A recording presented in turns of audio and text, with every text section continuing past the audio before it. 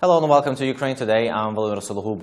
Right now we're at Odessa Security Forum, and join me now to discuss the security threats Ukraine is currently facing is Deputy Defense Minister on European Integration, Mr. Ihor Dolhov. Mr. Dolhov, welcome to Ukraine Today. Oh, thank you for inviting me. So, Mr. Dolhov, can we briefly discuss with you what is the current security situation in Ukraine? Because in light of the Russia's withdrawal of troops from Syria, and just very recent provocation of Russia's military helicopter flying into Ukrainian airspace, and even more recent increase of fighting in eastern Ukraine, is Ministry of Defense preparing for a new offensive on the part of Russia? Well, you described a very detailed situation on the east. More shelling, more violation of ceasefire, more casualties, unfortunately, new trends in the behavior of Russian regular military and their proxies. So this is all features you mentioned are present there. So the situation is not improving, unfortunately. And we're still at the starting point of Minsk arrangement. Position number one is a full ceasefire, which is not yet present. And we know who is guilty, who is responsible for that. No news for us. As a military institution, we have to be prepared for any development of events. And that is why Ukrainian army is always ready to any development. And that is why what we do and continue to do and will do to increase our capacity, to train forces, to equip them better, to get army prepared to any further action. But again, in light of all these recent developments, and moreover, now with the Brussels attacks, the attention of the world community has shifted away from Ukraine and from Russia. Do you think that Russia might use this opportunity for another provocation, for another attack, for another advancement? Any provocation wouldn't be a surprise for us, because the behavior of the Russian side is unpredictable, and there is no direct link with withdrawal of troops from Syria or terrorist attacks in Brussels. Whatever is happening is not directly linked with the situation on the east. The only connection that we can trace now, in a retrospective, that when Kremlin instructed, those separatist forces didn't shell Ukrainian position for more than 1 month. It was in September last year. Why it happened in September? Because they started to deploy forces in Syria, and additional negotiations took place. So it fully controlled from Kremlin, and we know who is in charge. That explains our tactics and our preparedness. We have to be prepared. Mr. Dolhov, you are the Deputy Minister on European Integration, and you also served as Ukraine Ambassador to NATO. From your perspective, back at your work at the NATO and now as the Deputy Minister, what kind of cooperation does Ukraine currently have with NATO member states, and what kind of assistance can Ukraine expect from the NATO in case of worsening of the military situation in the East? Well, in case NATO in relations with Ukraine is not a rapid reaction force, unfortunately. NATO prefer to work on the basis of drafted and prepared plans. Sometimes, yes, they react very swiftly, as it was when Crimea was occupied. Immediately, on my call, Secretary General convoked an emergency meeting in NATO headquarters. And yes, political support and solidarity is always there. But when we come to the practical side of the assistance, it's not always easy, because there are also bureaucratic procedures. There are also necessity to build a consensus among all 28 NATO member states. But what is important for us, that's a long-term perspective.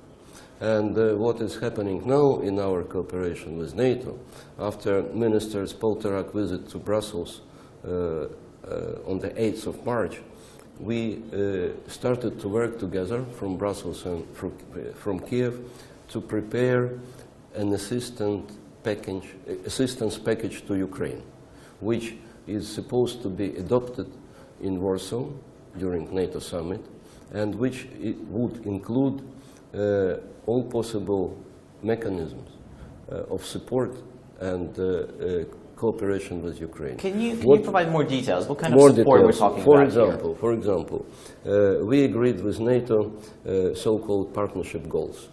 What is that? It's a format or mechanism of cooperation with NATO when countries, partners like Ukraine, together in cooperation with NATO, identify priorities. In case of Ukraine, there are several very important priorities. And then they have a plan and means of support to implement these plans. And we are in Odessa now, so let me mention just one of priority goals is the increasing capacity of the Ukrainian Navy. You know that the Ukrainian Navy continue to be in a rather difficult situation after redeployment from Crimea. So we need to rebuild capacities, including training capacities, and in this regard NATO will be helpful. The other example, Special Operation Forces. We established command of Special Operation Forces, but it's just the beginning. We started to generate and to train forces, but there is a number of documents, including internal Ukrainian legislation, which is to be changed, because before we didn't have such forces. So we will do it in cooperation with NATO.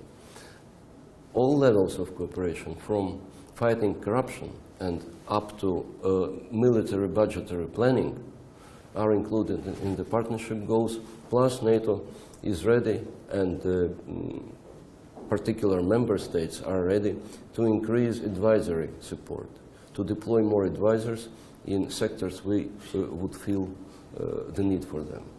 From your perspective as the ambassador to NATO back then, what was happening in the NATO? Was there a chance for Ukraine to fight back? Well, to come back, it's always difficult and not productive. Of course, I remember recommendations and advices we received at that stage of the beginning of the occupation of Crimea. All our partners called Ukrainian forces to demonstrate strength, to restrain, to be quiet and calm. And we did. We followed the advice. What is the result? Crimea is occupied. When you say that when the partners, we started to fight. Yeah, when you say that Ukraine's partners advised Ukraine not to provoke, to show restraint, did this communication, did this message was delivered directly to you from the NATO? Not only directly to me, but also all high-level contacts which took place at that time. And let me remind you that the first visit of, at that time, newly appointed Prime Minister Arseniy Yatsenyuk was, if I'm not wrong, on the 8th of March 2014 to Brussels, and he met Secretary General at that time. And after negotiations, after the meeting, Ukrainian Prime Minister and at that time Secretary General of NATO made a clear statement that both sides, NATO and Ukraine, do not see any other solution than political. And NATO again expressed its readiness to politically support Ukraine, and not only politically but also technically support Ukraine. And from Brussels, from NATO headquarters, from the very beginning was a very clear message. We know who is guilty, who is responsible for that. And it was Russia. But what does this knowledge give to Ukraine?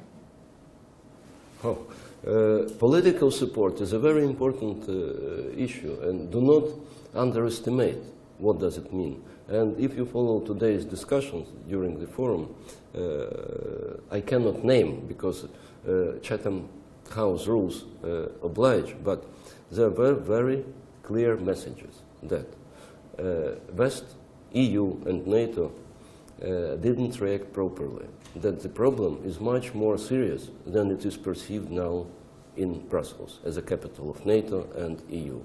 And the situation when one player play its own rules is not acceptable. And by virtue of fact and history and geographical proximity, we are on the front line. But all Europe is endangered. All security order is undermined. So does that mean that NATO underestimates the threat that Russia is posing to the entire European continent? Well, maybe to less extent NATO, but EU definitely, because what we see from, political solidarity, it's very good, sanctions is very good, but readiness to come back to business as usual, provided Minsk arrangements are being implemented, this is not the case, because such a partner, so to say partner, as the Russian Federation, they will continue to play their roles. And EU would continue to believe that maybe this time they would perform better. I don't see any. Yeah, so naive thinking here. Mr. Deputy Minister will be definitely following the developments very closely. Thank you very much for finding the time to come and talk to us. We were discussing the security threats to Ukrainian peace and security with the Deputy Defense Minister for European Integration, Mr. Ihor Dolhov. I'm Vladimir Solhub. Thank you for watching Ukraine Today.